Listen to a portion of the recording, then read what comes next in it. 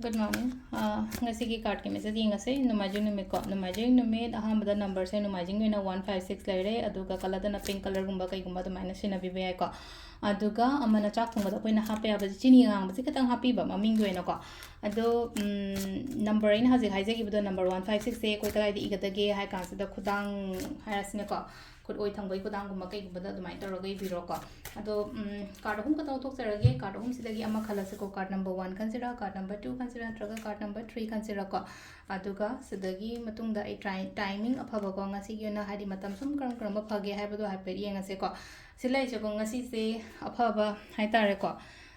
changes kumba kai gumba dumaina la o haina pi re ko sida hadi achievement to bagi type ta malai se card se ko hadi makhut sida koina gold coin gi type ta tawraga hadi mi sina pari se duna hadi aina kaino ma hai tare ko aingonda phangba lakpa khotpa amadum baina dain to la iba sida lai se ko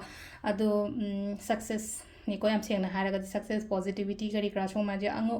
machu thokpa color se lo ngasi se hadi bright yamna bright oba color hangka pani khangde asang mani khangde ayakpa machu ni khangde adumai taro ko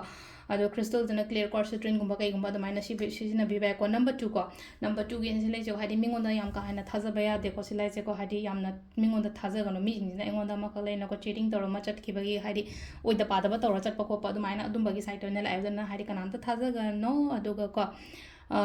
aigi tawum thokpa thabai ngang phajana lotion koson taw hadi thabak pending da thamgano ko silai se ko triple protection gi crystal gumba kai gumba do ai siyo ko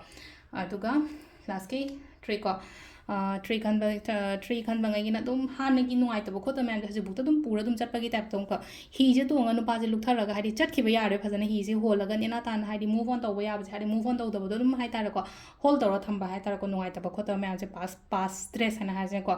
pass ki stress anxiety kari gram am dum polum tha ga pura chatpa packing tawraga hadi sa ga loina ra chatpai type tani ko silai je man taisa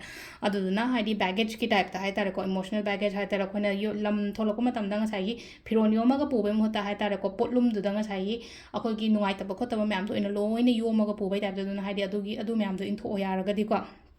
ango wara kumba kai gumba se lo khatang mamme ko machu se card se adona dress se white kumba kai gumba do maina gumba khara shet pi yo aduga rose quartz kumba si yo isha gi oina self love self care gi oina hai tare ko rose quartz kumba kai gumba do maina keno to ko aduga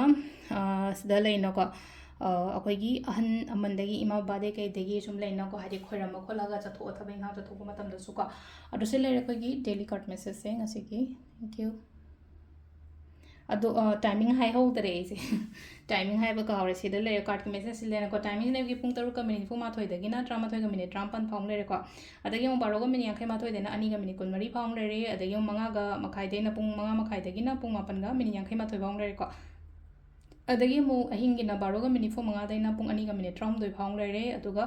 अहिंगिना पुंग 3 का minute 4 दगिना पुंग 5 का minute 3 फाउंग को सिसना कोगी ngasi Koyna फब timing को सिलेरे कोगी daily card message में thank you